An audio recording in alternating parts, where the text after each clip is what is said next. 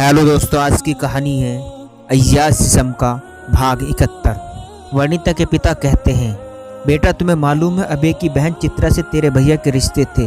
रंजीत उससे शादी का झांसा देकर उसका शोषण करता था।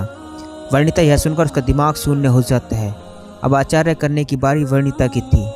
अबे ने अपनी बहन की प्रेम कहानी हॉस्पिटल में बताई थी तो उसे लग रहा था कि उसके पिता को यह बात मालूम नहीं होगी।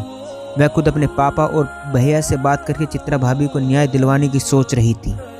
वर्णिता कहती है, हाँ पापा, मुझे अभय ने बताया था।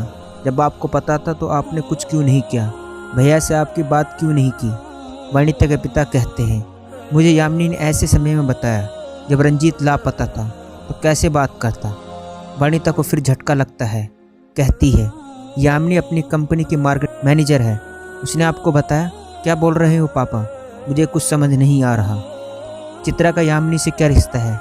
वर्णिता का पापा उसे यामिनी द्वारा कंपनी ज्वाइन करने का असली मकसद बताकर कहती है, यामिनी की दीदी स्वाति की सहेली है। चित्रा यामिनी ने यह भी बताया चित्रा गर्भवती है, उसके पेट में रंजीत का बच्चा पल रहा है। खैर, चित्रा वाले केस को बाद में देख लेंगे। मैंने यामिनी से वादा किया है कि चित्रा को रंजीत अपनाए या न अपनाए, मैं उसके बच्चे को जरूर अपना लूँगा। वर्णिता, जैसे यामिनी चित्रा के लिए काम कर रही थी, वैसे अभी भी अपनी बहन का बदला लेने के लिए तुम्हारे साथ प्यार का नाटक तो नहीं खेल रहा है, ताकि बाद में चित्रा के नाम से तुम्हें ब्लैकमेल करे।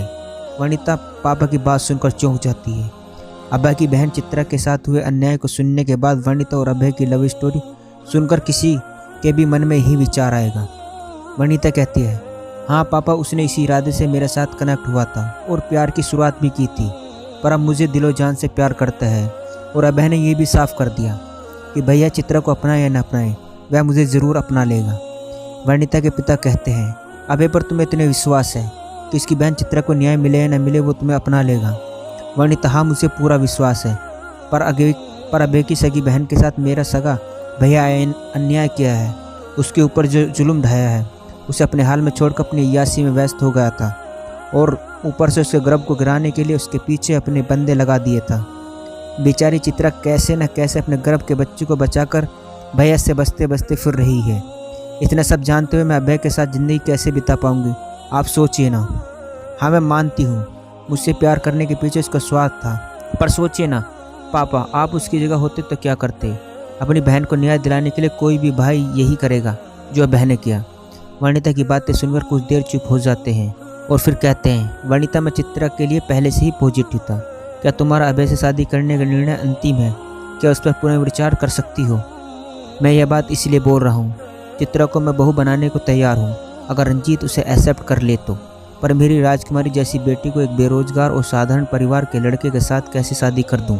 एक पिता की ही ख्वाहिश होती है कि उसकी बेटी का विवाह उससे भी ज़्यादा बड़े और ज़्यादा हैसियत वाले धन संपन्न खानदान में हो, या कम से कम बराबर वाले से हो। पर तेरे प्यार के चक्कर में एक पिता कैसे एक साधारण लड़के शादी करके घर से विदा करेगा? वर्णिता कहती है, पापा, मुझे धन दौलत शोहरत और चकाचौंध में जीने वाले एक अनजान लड़के से मैं शादी नहीं कर सकती। अबे मुझे भूखा भी रखे पर प्यार भरपूर करेगा, मैं उसके साथ ज़िंदगी गुजार लूँगी। अबे मुझे बहुत प्यार करता है, मैं उसके साथ खुशहाल ज़िंदगी जी लूँगी। पापा, मैं आपको एक बात और बता देती हूँ, भैया को लेने जब हम लोग भरूच जा रहे थे तो मुझे उल्टियाँ हो रही थी। वो उल्टियाँ मेरी प्रेगनेंसी का इंडिकेशन था।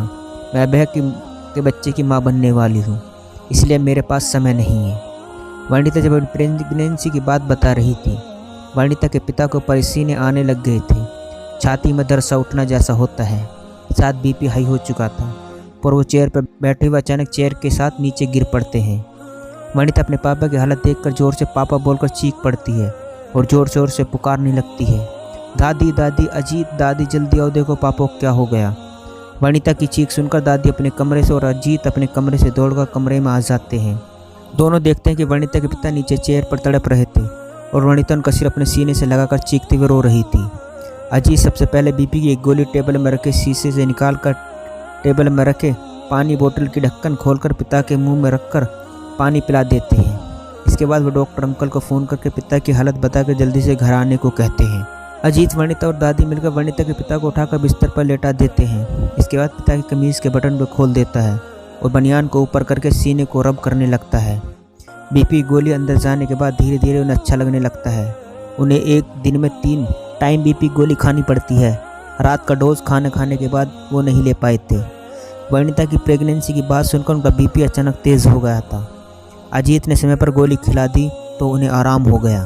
वनिता के पापा ने कभी अजीत को बताया था, इसलिए ऐसी हालत में अजीत ने समझदारी से पहले गोली खिलाई। अब वनिता के पिता की परेशानी कम हो गई थी। तीनों वही कमरे में बैठे अपने पिता की ओर देखते रहते हैं। थोड़ी देर बाद डॉक्टर अंकल आ जाते हैं और सीधे कमरे में जाकर सबसे पहले उनका बीपी चेक करते हैं। बीपी इतनी देर में नॉर्मल हो जाता है। फिर उनके हाथ का पल्स चेक करते हुए कहते हैं, अरे लोखंडे साहब, क्यों ज़्यादा टेंशन लेते हो? क्या होगा आगे जानने के लिए कहानी का अगला भाग ज़रूर देखें। दोस्तों, ये था इजाज़ जिस्म का भाग 71। दोस्तों, कहानी अच्छी लगी हो तो चैनल को सब्सक्राइब करना ना भूलें।